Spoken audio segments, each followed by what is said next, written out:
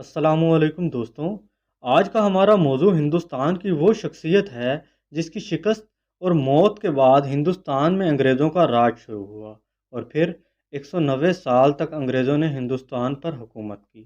ہم بات کر رہے ہیں بنگال کے آخری خود مختار حکمران نواب سراج الدولہ کے بارے میں۔ نواب سراج الدولہ کو ہندوستان کی آزادی کی مشہور لڑائی جنگ پلاسی میں غداروں کی وجہ سے شکست ہوئی اور پھر آپ کو بے رحمانہ طریقے سے قتل کر دیا گیا۔ یہ انگریزوں کی پہلی بڑی فتح تھی برِ صغیر میں، اور پھر اس کے بعد وہ طاقتور سے طاقتور ہو گئے۔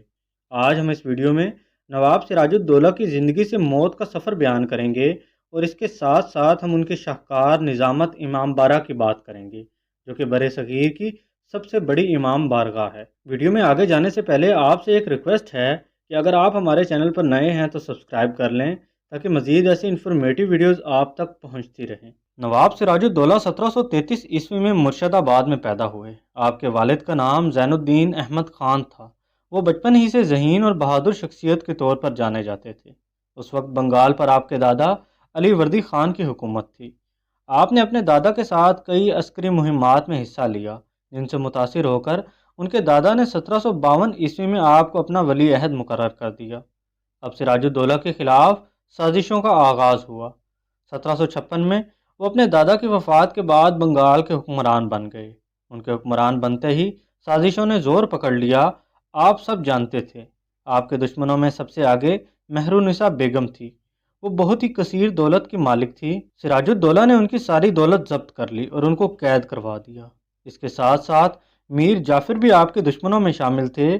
میر جعفر اس وقت فوج کے کمانڈر تھے۔ سراج الدولہ نے آپ کا عہدہ چھین لیا اور یہ عہدہ میر مدان کو دے دیا۔ اور بھی حکومتی انتظامیہ میں وسیع پیمانے پر تبدیلیاں کی، لیکن پھر بھی غداروں نے سراج الدولہ کے خلاف سازشوں کے جال بننا جاری رکھے۔ نواب سراج الدولہ بنگال میں انگریزوں کے بڑھتے ہوئے اثر و رسوخ کے خلاف تھا۔ تاریخ میں نواب سراج الدولہ کا ایسٹ انڈیا کمپنی سے پہلا ٹاکرا کلکتہ میں فورٹ ولیم پر ہوا، جہاں انگریزوں نے بڑے پیمانے پر فوجی طاقت میں اضافہ شروع کر دیا تھا۔ سراج الدولہ نے انہیں روکنے کا حکم دیا، لیکن انگریزوں نے ان کی ہدایات پر عمل نہیں کیا، جس کے نتیجے میں سراج الدولہ نے جوابی کارروائی کی اور جون 1756 میں حملہ کر کے فورٹ ولیم پر قبضہ کر لیا۔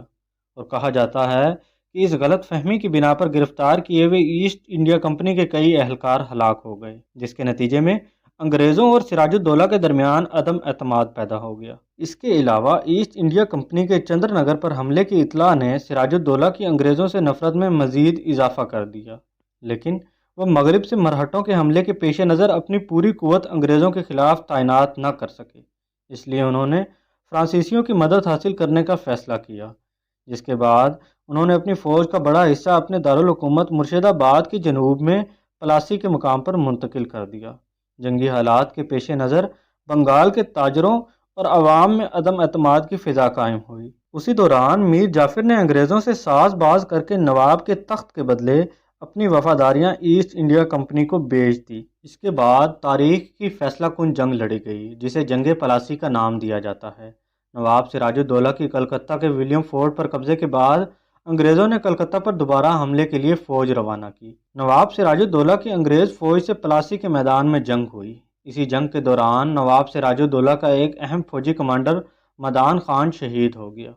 سراج الدولہ اس شہادت پر بہت غمزدہ ہوئے اور انہوں نے اپنے سابقہ کمانڈر میر جعفر کو مشورے کے لیے طلب کیا۔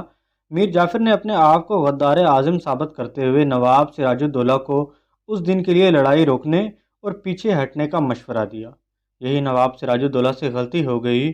انہوں نے لڑائی روکنے کا حکم جاری کیا، اور جب بنگالی فوج کے سپاہی واپس اپنے خیموں کو جا رہے تھے، اسی دوران میر جعفر کی اطلاع پر انگریز افواج نے پیچھے سے حملہ کر دیا۔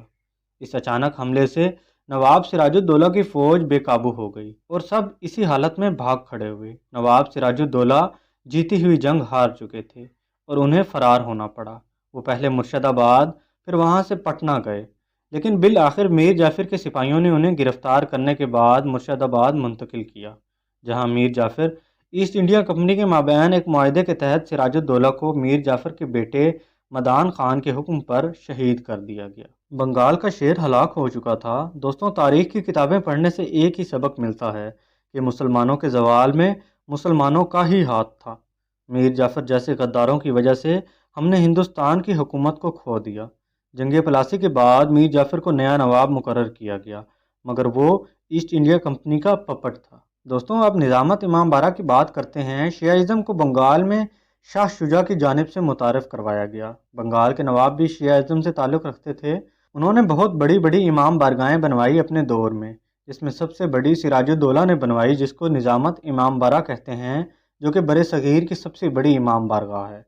दोस्तों, उम्मीद करता हूँ आपको मेरी वीडियो अच्छी लगी होगी। मज़ीद ऐसी इन्फॉर्मेटिव वीडियोज़ के लिए मेरा चैनल मालूमात सब्सक्राइब करें। मिलते हैं अगली वीडियो में, तब तक के लिए अल्लाह हाफिज़।